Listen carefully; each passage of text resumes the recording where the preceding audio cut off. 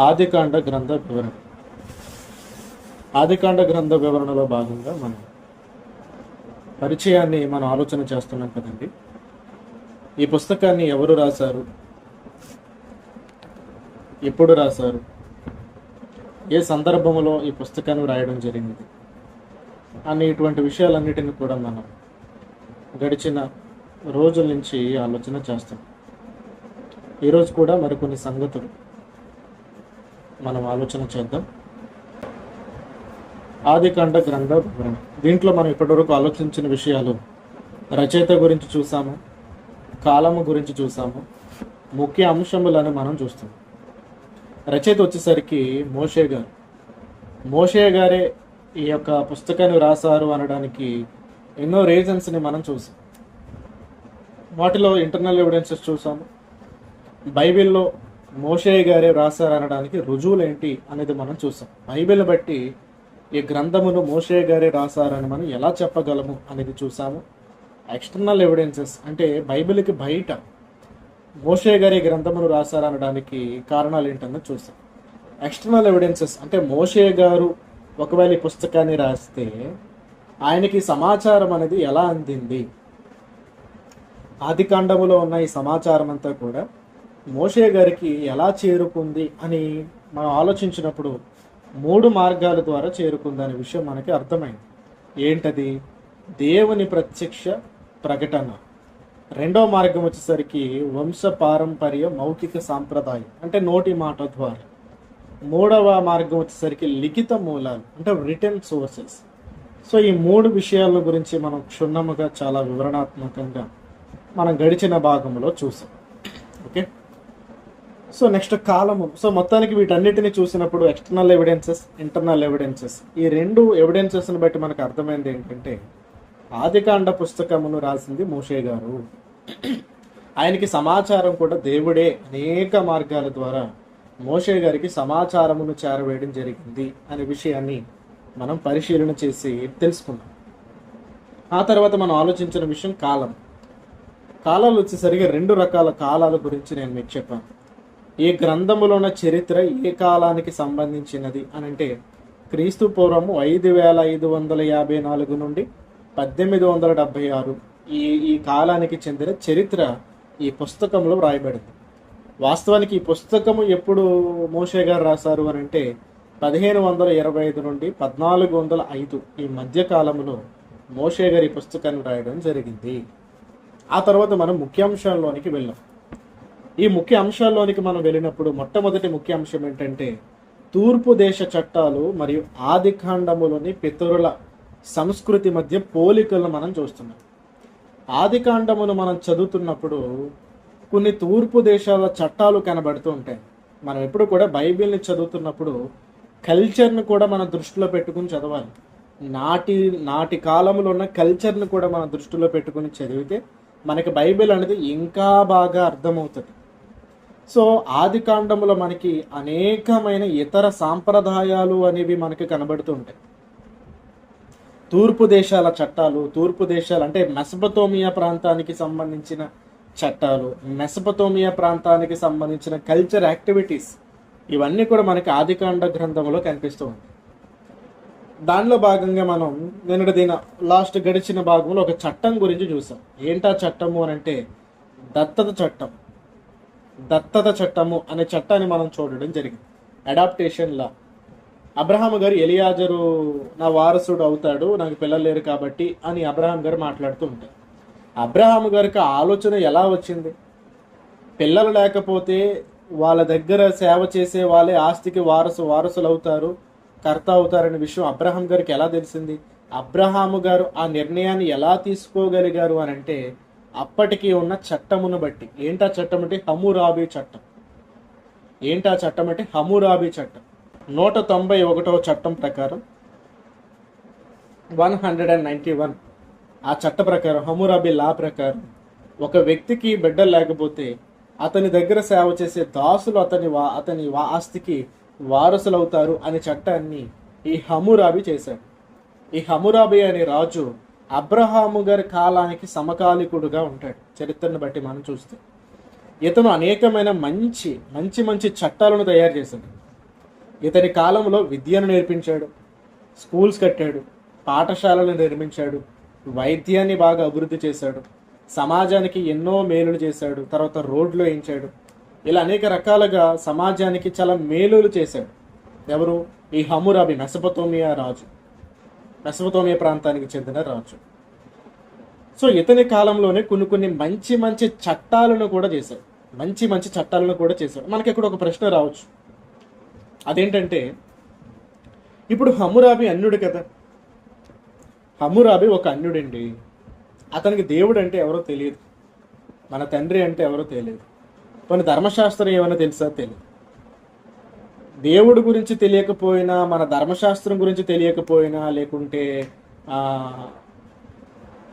మన దేవుని చట్టాల గురించి తెలియకపోయినా, ఇటువంటి మంచి మంచి చట్టాలను హమ్మురాబి ఎలా తీసుకోగలిగాడు? ఇటువంటి మంచి మంచి చట్టాలను హమ్మురాబి ఎలా అమలుపరచగలిగాడు? సమాజానికి మేలు చేయాలన్న ఆలోచన, లేకుంటే సమాజమునకు విద్య నేర్పించాలి, వైద్యాన్ని అందించాలి, ఇటువంటి మంచి మంచి చట్టాలను చేసి సమాజాన్ని బాగు చేయాలి అని ఒక ఆలోచన హమ్మురాబికి ఎలా తట్టింది? హమ్మురాబికి ఎలా తట్టిందంటే, దేవుడే అతని హృదయంలో ఈ ఆలోచనలు పుట్టించారు.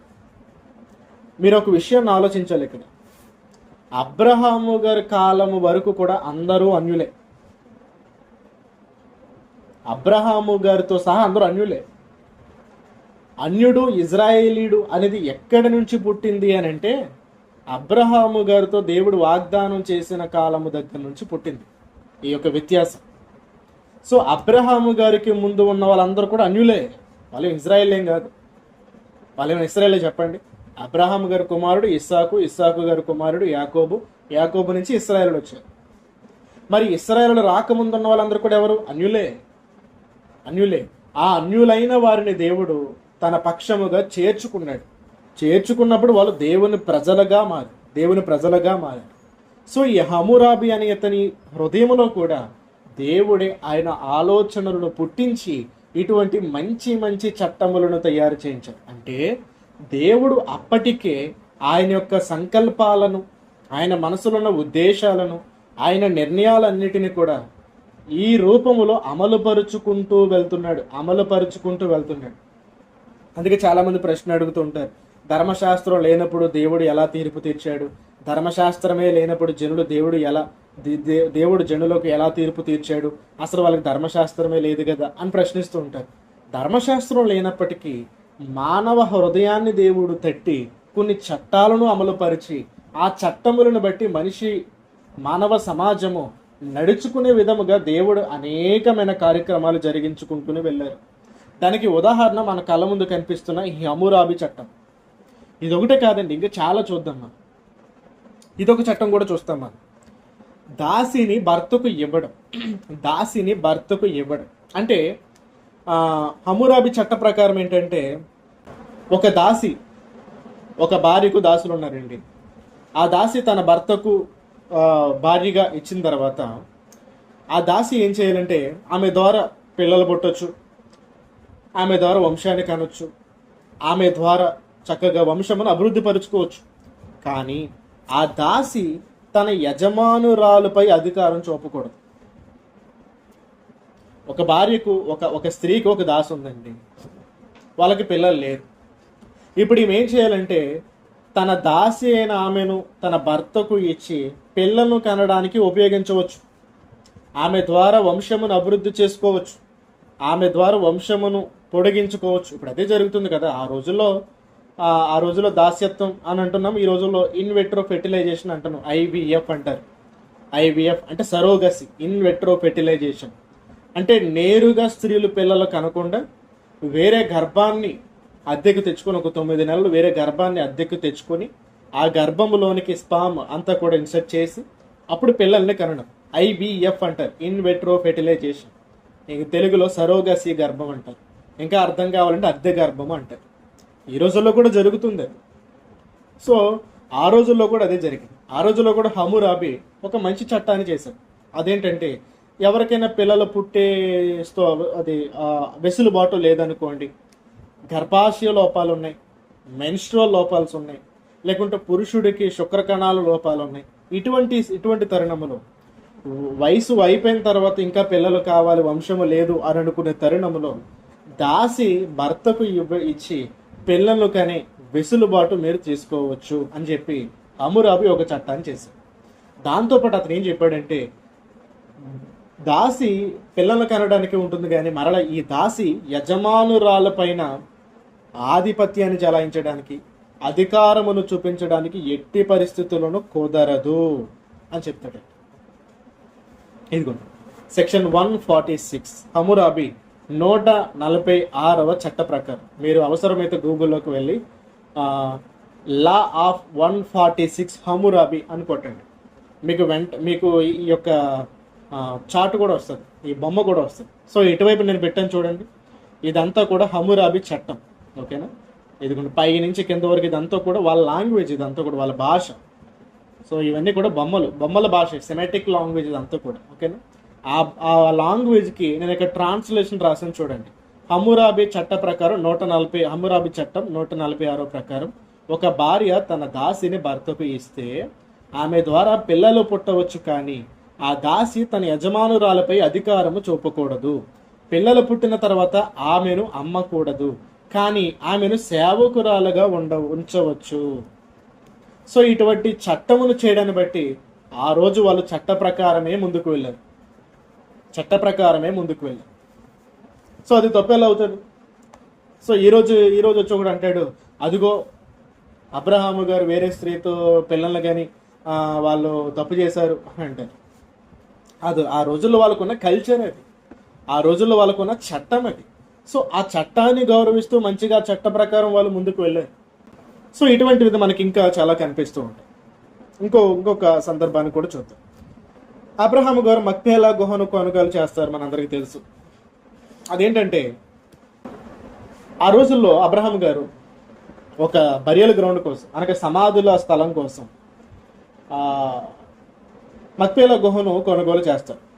అప్పుడు ఆయన ఏమంటారంటే, ఈ గుహను నాకు ఏమి ఉచితంగా మీరు నాకు ఏమి ఇవ్వకండి, దీన్ని నాకు వెలకే ఇవ్వండి, నేనేం దీన్ని ఉచితంగా ఏం తీసుకోను అని అబ్రహాం గారు మాట్లాడుతుంటారు. ఒకసారి మనం చూద్దాం. ఆదికాండం 23వ అధ్యాయం, ఆదికాండము 23వ అధ్యాయము 5వ వచనం. హేతు కుమారుడు, అయ్యా మా మాట వినుము, నీవు మా మధ్యను మహారాజు అయి ఉన్నావు. మా శ్మశాన భూములు అతి శ్రేష్టమైన దాని యందు మృతి పొంది నీ భార్యని పాతిపెట్టము. నీవు మృతి పొందిన నీ భార్యని పాతిపెట్టినట్లు మాలో తన శ్మశాన భూమిని ఈయనొల్లని వాడు ఎవడును లేడని అబ్రహామునకు ఉత్తరం ఇచ్చిరి. అప్పుడు అబ్రహాము లేచి ఆ దేశపు ప్రజలని హేతు కుమారులకు సాగిలపడి, మృతి పొందిన నా భార్యను నా ఎదుట ఉండకుండా నేను పాతి పెట్టుట మీకు ఇష్టమైతే నా మాట వినుడి. సోహరు కుమారుడని ఎఫ్రోను తన పొలమును చివరు తనకు కలిగిన మక్పేల గుహను నాకు ఇచ్చినట్లు నా పక్షముగా అతనితో మనవి చేయడి. మీ మధ్యన శ్మశాన భూమిగా ఉండుటకు నిండు వెలకు అతడు దానిని నాకు స్వాస్యముగా ఇవ్వవలనని వారితో చెప్పాను. సో వాళ్ళేమో మీరు ఉచితంగా తీసేసుకోండి, మీరు ఉంచేసుకోండి దీనంటే, లేదు నాకేమీ ఉచితంగా కాదు, నేను డబ్బులకే ఇస్తాను, నేను దీన్ని కొనుక్కుంటాను. 14వ వచనం చూడండి.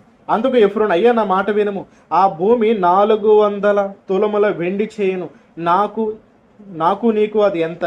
మృతి పొందిన నీ భార్యను పాతి పెట్టమని అబ్రహామునకు ఉత్తరమిచ్చిన అబ్రహాము ఎఫ్రోను మాట వినను. కాబట్టి హేతు కుమారులకు వినబడినట్లు ఎఫ్రోను చెప్పిన వెల అనగా వర్తకులలో చెల్లు 400 తులముల వెండి అబ్రహాము తూచి అతనికి ఇచ్చాను. సో అబ్రహాము గారు ఏమి ఉచితంగా కొనేసుకోలేదండి, వెలకే ఇచ్చి ఆ భూమిని అబ్రహాము గారు కొనుక్కుంటారు. ఎందుకనంటే ఆ రోజుల్లో హమ్మురాబి ఒక చట్టం చేశాడు. ఏంటా చట్టం అంటే సెక్షన్ 7 ప్రకారం అతని చట్టం యొక్క పరిస్థితి ఏంటంటే, ఒక మనిషి సాక్ష్యాలు లేకుండా, ఒప్పందం లేకుండా ఏదైనా ఒక స్థలాన్ని, ఏదైనా ఒక ప్రాంతాన్ని, ఏదైనా ఒక ఇంటిని వెల చెల్లించకుండా కొంటే గనక అతడికి దొంగతనం చేశాడు అనే శిక్షను వాళ్ళకి వేసేవాడు. ఇదిగోండి హమ్మురాబి చట్టం 7, ఇక్కడ లాంగ్వేజ్ ఉంది, దానికి ట్రాన్స్లేషన్ చూడండి. ఒక మనిషి సాక్ష్యాలు లేకుండా లేదా ఒప్పందం లేకుండా వెండి, బంగారము, దాసుడు, దాసి, ఎద్దు, గొర్రె లేదా ఇతర వస్తువులను కొనుగోలు చేస్తే లేదా వాటిని విశ్వాసంగా స్వీకరిస్తే అతడిని దొంగగా భావించి మరణశిక్ష విధించాలి. సో అందుకే అబ్రహాము గారు ఏమి ఉచితంగా తీసేసుకోలేదు, ఎందుకంటే ఆయన చట్టాన్ని గౌరవిస్తున్నాడు. చట్టానికి ఏమి వ్యతిరేకంగా వెళ్ళిపోవట్లేదు. చట్టాన్ని గౌరవించి నాకేమీ ఉచితంగా వద్దు, నేను వెలకే ఇస్తాను, నేను డబ్బులకే ఇస్తాను, మీరు నా దానికి ఇవ్వండి అని చెప్పి ఆయన కొనుక్కొని ఆ స్థలాన్ని తీసుకున్నాడు. సో అప్పటి చట్టాలు వీళ్ళ మీద ఎటువంటి ప్రభావాన్ని చూపిస్తున్నాయి చూడండి, ఎటువంటి మంచి మార్గములోనికి తీసుకుని వెళ్తున్నాయి చూడండి. ఒక మర్యాదపూర్వకమైన ఒక మంచి వాతావరణం అనేది ఆ రోజుల్లో ఉన్నట్లుగా మనకి కనబడుతుంది చూడండి ఈ చట్టాలను బట్టి.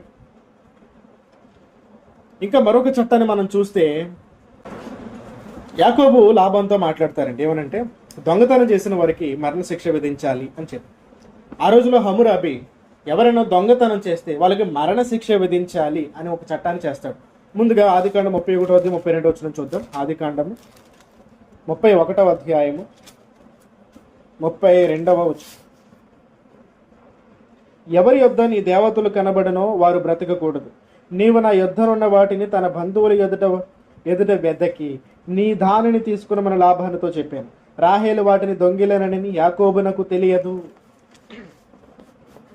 సో హమ్మురాబి చట్ట ప్రకారం 6 అనే చట్ట ప్రకారం దాని యొక్క వివరణ ఏంటంటే, ఇదిగోండి ఇక్కడ లాంగ్వేజ్ ఉంది, దాని యొక్క ట్రాన్స్లేషన్. ఎవరు దేవాలయం లేదా రాజభవనం ఆస్తిని దొంగలిస్తే అతడికి మరణశిక్ష విధించాలి. అలాగే ఆ దొంగలించిన వస్తువును స్వీకరించిన వారికి కూడా మరణశిక్ష విధించాలి. సో ఒక విగ్రహాన్ని కానీ, ఒక దేవాలయంలో ఉండే విగ్రహాన్ని, రాజభవనంలో ఉండే వస్తువుని ఎవరైనా దొంగలించేస్తే వారికి మరణశిక్ష విధించాలనే చట్టాన్ని ఆ రోజుల్లో.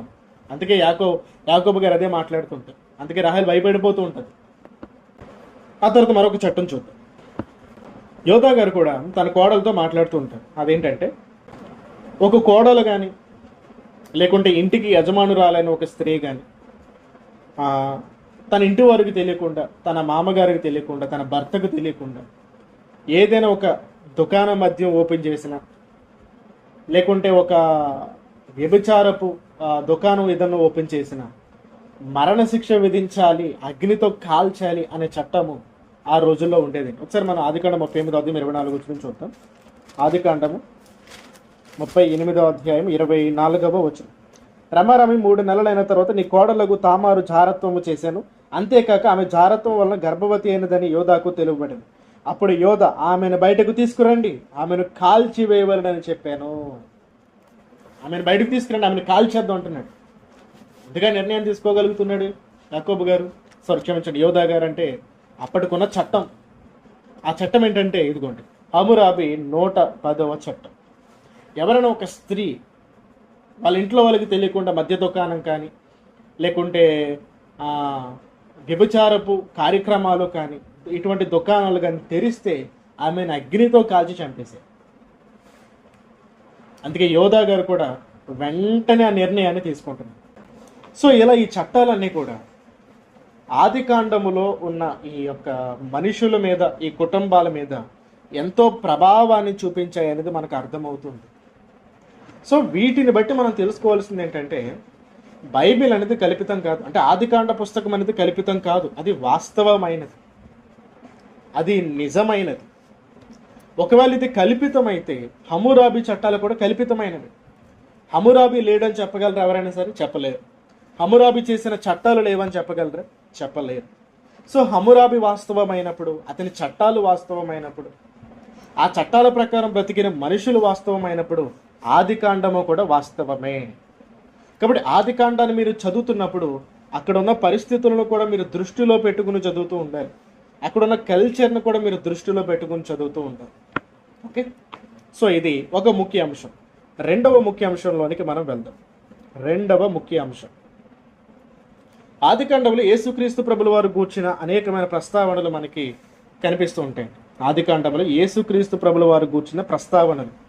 మొట్టమొదటి ప్రస్తావన మనకి ఆదికాండం 3వ అధ్యాయం 15వ వచనంలో కనిపిస్తుంది. చూడండి, ఆదికాండము 3వ అధ్యాయం 15వ వచనంలో యేసుక్రీస్తు ప్రభుల వారు గూర్చిన ప్రస్తావన అనేది మొట్టమొదటిగా మనకి ప్రస్తావించడం మనం చూస్తాం. మరియు నీకును స్త్రీకి నీ సంతానమునకును ఆమె సంతానమునకును వైరము కలగజేసేదను, అది నిన్ను తల మీద కొట్టును, నీవు దాన్ని మడిమ మీద కొట్టుదు అని చెప్పాను.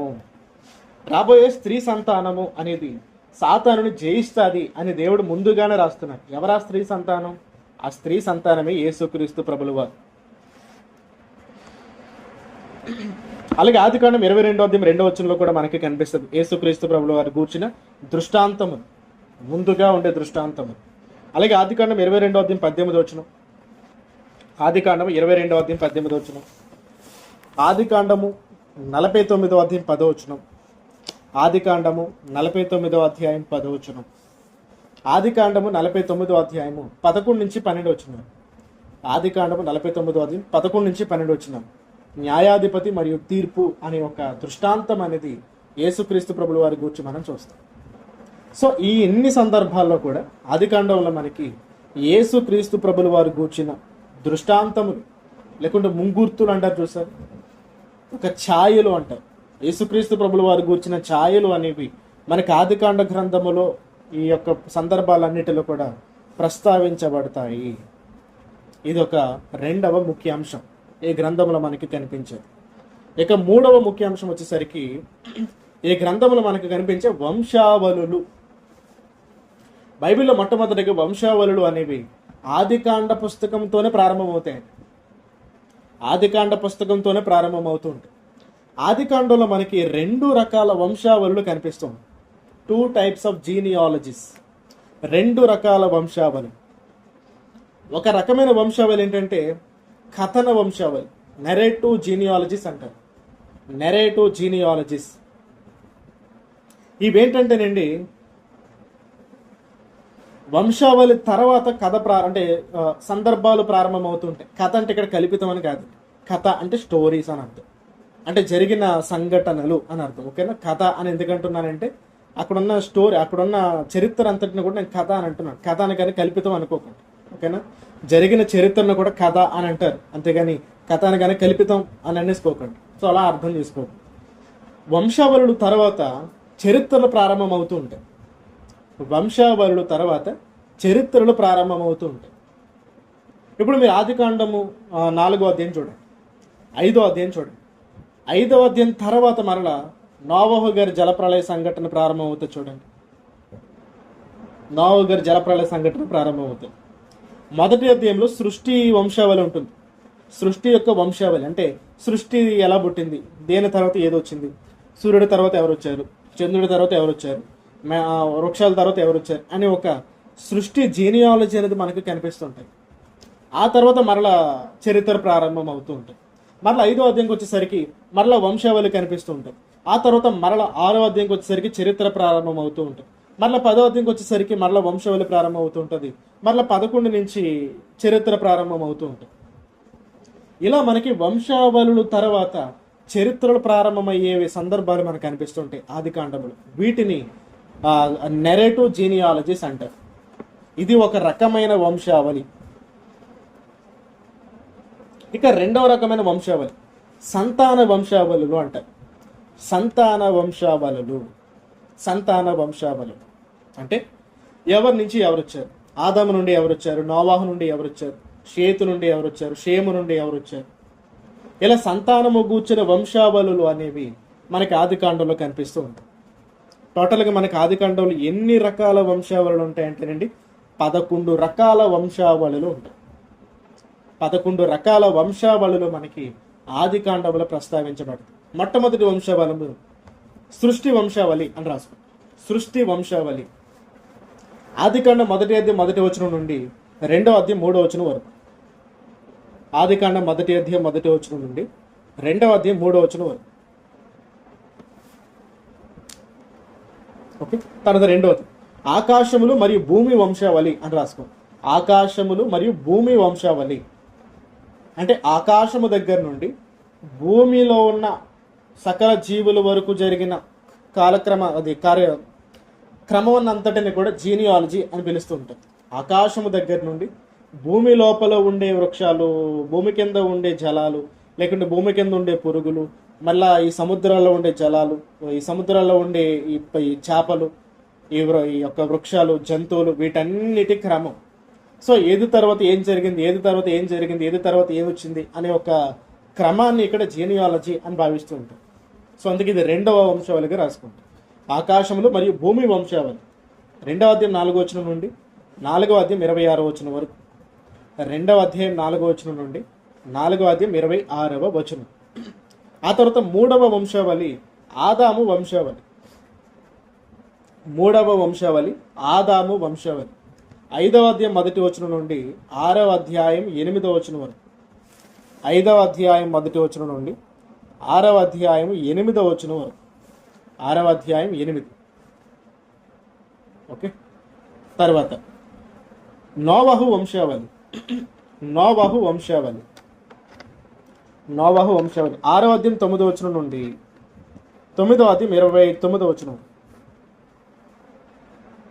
6వ అధ్యాయం 9వ వచనం నుండి 9వ అధ్యాయం 29వ వచనం వరకు నోవహు వంశావళి. ఆ తర్వాత 5వ వంశావళి మనకి నోవహు కుమారుల వంశావళి. నోవహు కుమారుల వంశావళి. ఐదవ వంశావళి మనకి నోవహు కుమారుల వంశావళి. 10వ అధ్యాయం 1వ వచనం నుండి 11వ అధ్యాయం 9వ వచనం వరకు కనిపిస్తూ ఉంటుంది. 10వ అధ్యాయం 1వ వచనం నుండి 11వ అధ్యాయం 9వ వచనం వరకు కనిపిస్తుంది. ఆ తర్వాత 6వ వంశావళి షేము వంశావళి. 6వ వంశావళి షేము వంశావళి. షేము వంశావళి 11వ అధ్యాయం 10 నుంచి 26 వచనాలు. 11వ అధ్యాయం 10 నుంచి 26 వచనములు. 11వ అధ్యాయం 10 నుంచి 26 వచనాలు. నెక్స్ట్ 7వ వంశావళి తెరాహు వంశావళి. తెరాహు మరియు అబ్రహాము వంశావళి అని రాసుకోండి. తెరాహు మరియు అబ్రహాము వంశావళి. తెరాహు మరియు అబ్రహాము వంశావళి 11వ అధ్యాయం 27వ వచనం నుండి 25వ అధ్యాయం 11వ వచనం వరకు. 11వ అధ్యాయం 27వ వచనం నుండి 25వ అధ్యాయం 11వ వచనం వరకు. ఓకే. తర్వాత 8 ఇష్మాయేలు వంశావళి. ఇష్మాయేలు వంశావళి. ఇష్మాయేలు వంశావళి 25వ అధ్యాయం 12 నుంచి 18 వచనాలు. 25వ అధ్యాయం 12 నుంచి 18 వచనం. 25వ అధ్యాయం 12 నుంచి 18 వచనం. ఇక 9వ వంశావళి ఇస్సాకు వంశావళి. 9వ వంశావళి ఇస్సాకు వంశావళి. ఇస్సాకు 25వ అధ్యాయం 19 నుంచి 35వ అధ్యాయం 29వ వచనం వరకు.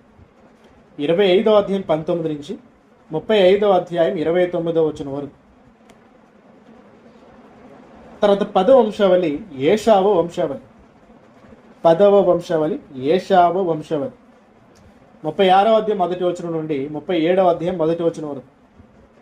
36వ అధ్యాయం 1వ వచనం నుండి 37వ అధ్యాయము 1వ వచనం వరకు.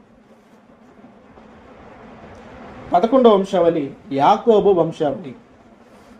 11వ వంశావళి యాకోబు వంశావళి 37వ అధ్యాయం 2 నుంచి 50వ అధ్యాయం 26వ వచనం వరకు. 37వ అధ్యాయం 2వ వచనం నుండి 50వ అధ్యాయం 26వ వచనం వరకు. ఇలా మనకి ఆది కాండములో మొత్తం 11 వంశావళులు కనిపిస్తూ ఉంటాయి. 11 వంశావళులు, చాలా వంశావళులు కనిపిస్తూ ఉంటాయి మనకి ఆది కాండం. ఓకే, ఇదొక ముఖ్య అంశం. తర్వాత 4వ ముఖ్య అంశం. 4వ ముఖ్య అంశం, దేవుడు మానవుల్ని భూమిపై తన ప్రతినిధులుగా నియమించాడు. దేవుడు మనుషుల్ని భూమి మీద తన ప్రతినిధులుగా నియమించాడు. తన ప్రతినిధులుగా నియమించాడంటే వాళ్ళని భూమిని చూసుకుంటూ ఉండాలి. ఇతర జీవులను కూడా చాలా జాగ్రత్తగా చూసుకుంటూ ఉండాలి.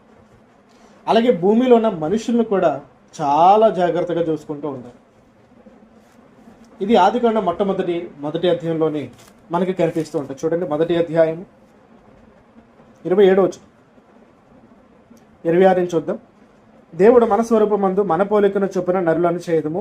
వారు సముద్రపు చేపలను, ఆకాశ పక్షులను, సమస్త భూమి మీద ప్రాకు ప్రతి జంతువును ఏలుదురుగాక అని పలికాను.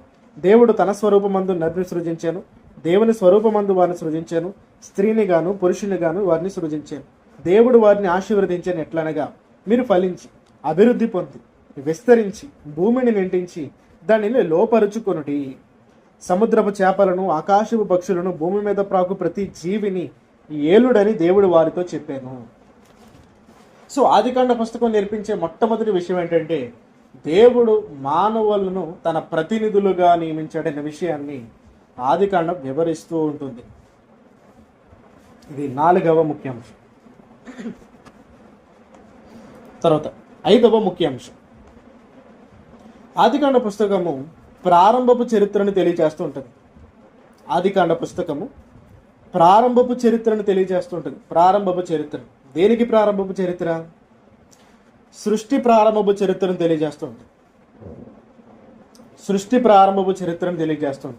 అసలు ఈ సృష్టి ఎలా పుట్టింది, ఈ సృష్టి ఎలా నిర్మించబడింది, దేని తర్వాత ఏది వచ్చింది, దేని తర్వాత దేవుడు వేటిని చేశారు అని ఈ సృష్టి ప్రారంభాన్ని అంతటినీ కూడా ఆదికాండం వివరిస్తూ ఉంటుంది.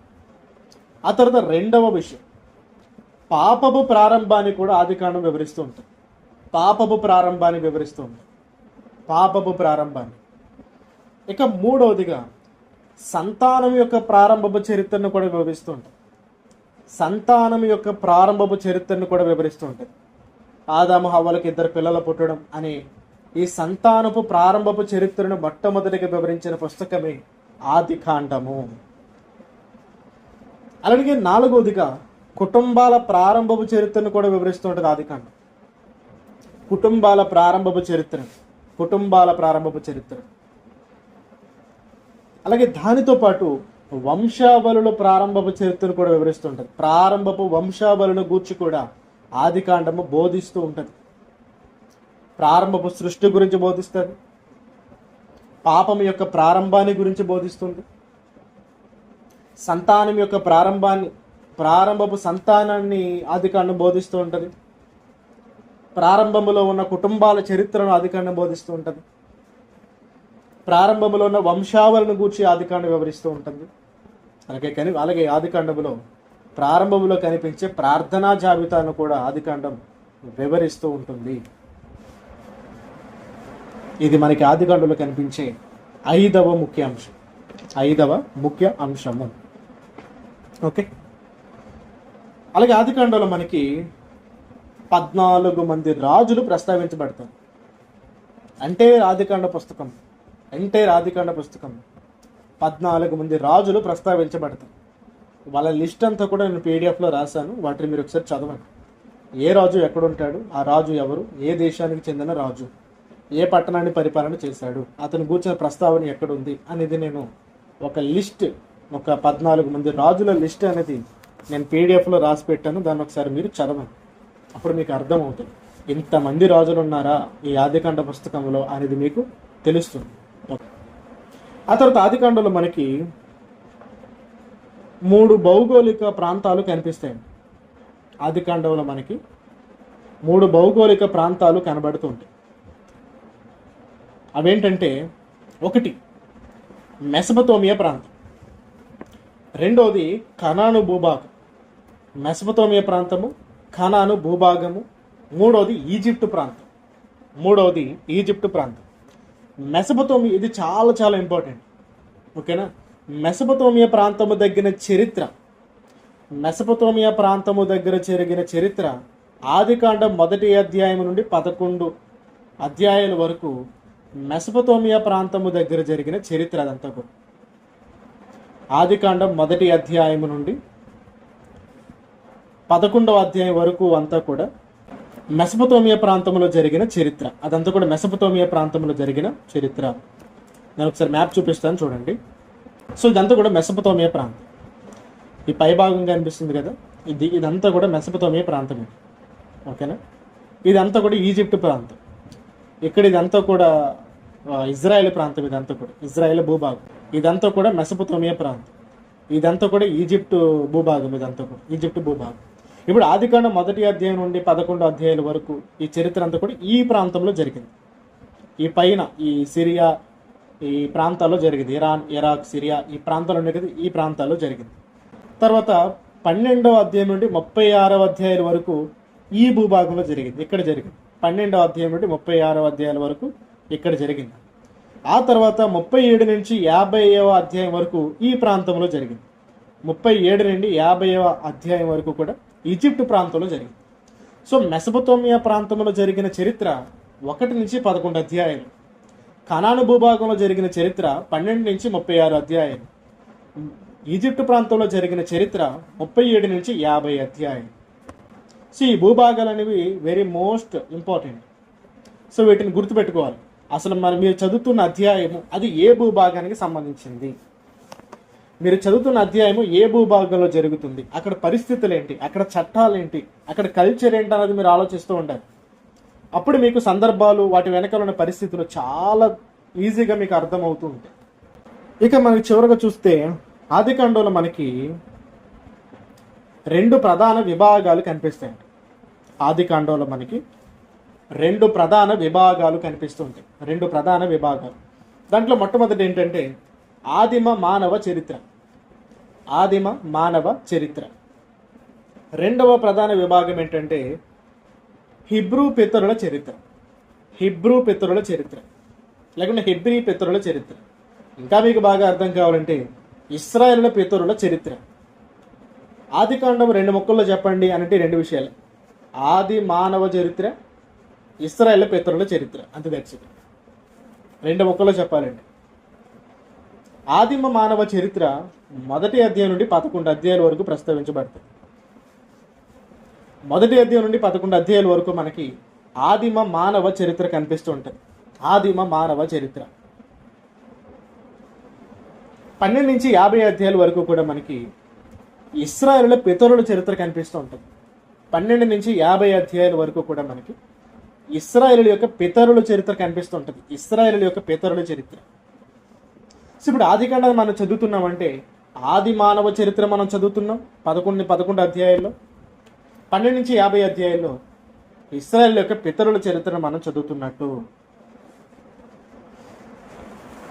సో ఇలా మనం ఆదికాండంలో ఉన్న ముఖ్య అంశాలని ఈ విధముగా మనం ఆలోచన చేయాలి. సో ఇవి ఆదికాండములో ఉండే ముఖ్య అంశములు.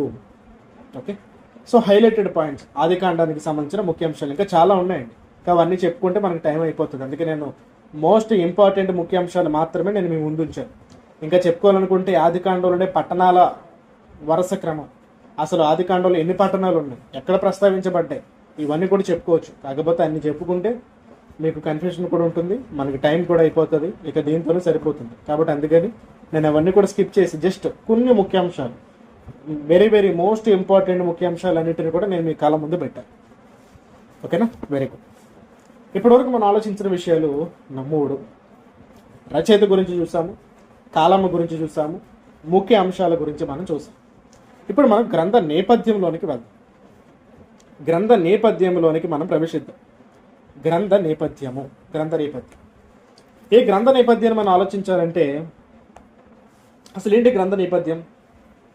గ్రంథ నేపథ్యం అంటే ఒక పుస్తకం వెనకాల ఉండే చరిత్ర, ఒక పుస్తకం వెనుక ఉండే ఆత్మీయ నేపథ్యం. ఈ 2 కూడా మిక్స్ అయి ఉంటాయి. ఈ 2 కూడా మనకి తెలియాలి. చారిత్రాత్మక నేపథ్యం ప్లస్ ఆత్మీయ నేపథ్యం కలిపితేనే ఒక పుస్తకం అవుతుంది. చారిత్రాత్మక నేపథ్యము ప్లస్ ఆత్మీయ నేపథ్యం ఈ 2 మిక్స్ చేసి మీరు ఒక పుస్తకాన్ని చదివితేనే ఆ పుస్తకం అసలు ఏం చెబుతుంది అన్నది మీకు అర్థమవుతుంది. ఈ 2 మిక్స్ చేయకుండా ఈ రెండిట్లో ఏ ఒక్క దానితోనే మీరు పుస్తకాన్ని చూస్తే ఏమీ అర్థం కాదు. సో ఇటు చారిత్రాత్మక నేపథ్యాన్ని మిక్స్ చేయాలి, అటు ఆత్మీయ నేపథ్యాన్ని కూడా మీరు మిక్స్ చేయాలి. ఈ 2 కలుపుకొని మీరు పుస్తకాన్ని చదవాలి. ఈ 2 కలుపుకొని, ఈ 2 తెలుసుకొని మన పుస్తకంలోనికి దిగాలి. అప్పుడే మనకి పుస్తకంలో ఉన్న అనేకమైన విషయాలు మనకు అర్థం అవుతూ ఉంటాయి. సో ఇప్పుడు మన గ్రంథ నేపథ్యంలోనికి వెళ్దాం. పుస్తక నేపథ్యం. ఈరోజుతో మనకి ఇది అయిపోదు, రేపు కూడా మనం కంప్లీట్ చేసుకొని ముగించుకుంటాం. పుస్తక నేపథ్యం. ఈ పుస్తక నేపథ్యాన్ని మీకు అర్థం కావడానికి ఒక 4 పదాలను మీరు దృష్టిలో పెట్టుకోండి. 4 పదాలను మీరు గుర్తుపెట్టుకోండి. అదేంటంటే మొట్టమొదటిగా సృష్టి, ఆ తర్వాత పతనము, సృష్టి, పతనము, ఆ తర్వాత తీర్పు, ఈ పదాలన్నిటిని కూడా రాసుకోండి. సృష్టి, పతనము, తీర్పు. నాలుగవదిగా వాగ్దానము. సృష్టి, పతనము, తీర్పు, వాగ్దానము, రక్షణ. మళ్ళీ చెప్తున్నాను, సృష్టి, పతనము, తీర్పు, వాగ్దానము, రక్షణ. ఈ 5 అంశాలు కలిపితేనే ఆదికాండం. ఈ 5 అంశాలను ఇమిడి ఉన్నదే ఆదికాండము. సృష్టి. మొట్టమొదటి అంశం సృష్టి. ఆదికాండం 1వ అధ్యాయం నుండి 2 అధ్యాయాల వరకు కూడా మనకి సృష్టి కార్యక్రమం కనిపిస్తూ ఉంటుంది. దేవుడు మనకి సృష్టిని చేసి మనకి ఇవ్వడం జరిగింది. ఈ లోకంలో మన తల్లిదండ్రులు మనకు కావాల్సిన ప్రతిదీ కూడా చేసి మనకి ఇస్తారు కదండి. అలాగే దేవుడు కూడా మన కోసం ఆలోచించి సృష్టిని మన కొరకు చేసి ఇవ్వడం జరిగింది. దేవుడు ఒక మనిషి కోసం సృష్టిని చేయడం అనేది చాలా పెద్ద విశేషం, చాలా పెద్ద విశేషం. ఒక 6 అడుగుల మనిషి గురించి దేవుడు ఆలోచించి కొన్ని కోటాను కోట్ల సంవత్సరాలు దేవుడు కష్టపడవలసిన అవసరం ఏంటి అసలు? ఎప్పుడన్నా ఆలోచించారా? అసలు నా కొరకు దేవుడు సూర్యుని చేయడానికి ఎంత కష్టపడిపోవడం ఏంటి? ఇక దేవుడు ఇంకెంతగా కష్టపడిపోయారంటే ఆయన విశ్రాంతి తీసుకునేంతగా కష్టపడిపోయారు. 7వ దినాన్న 6 రోజులు సృష్టి చేసిన తర్వాత 7వ దినమున నేను విశ్రాంతి తీసుకోవాలి అని దేవుడికి అనిపించిందంటే ఆయన విశ్రాంతి తీసుకునేంతగా ఒక మనిషి కోసం దేవుడు కష్టపడాల్సిన అవసరత ఏర్పడింది అని అంటే నిజంగా మనిషి మీద దేవుడుకున్న ప్రేమ, మనిషి మీద దేవుడుకున్న ఆశలు, మనిషి మీద దేవుడుకున్న ఆలోచన ఎంత ఉన్నతమైనదో ఒకసారి మనం అర్థం చేసుకోవాలి. ఎవరైనా మన కొరకు ఉచితంగా ఇల్లు కడతారో చెప్పండి? ఎవరైనా మన కొరకు ఉచితంగా ఇల్లు కడతారా? ఎవ్వరూ కట్టరండి, ఎవరు కట్టరు.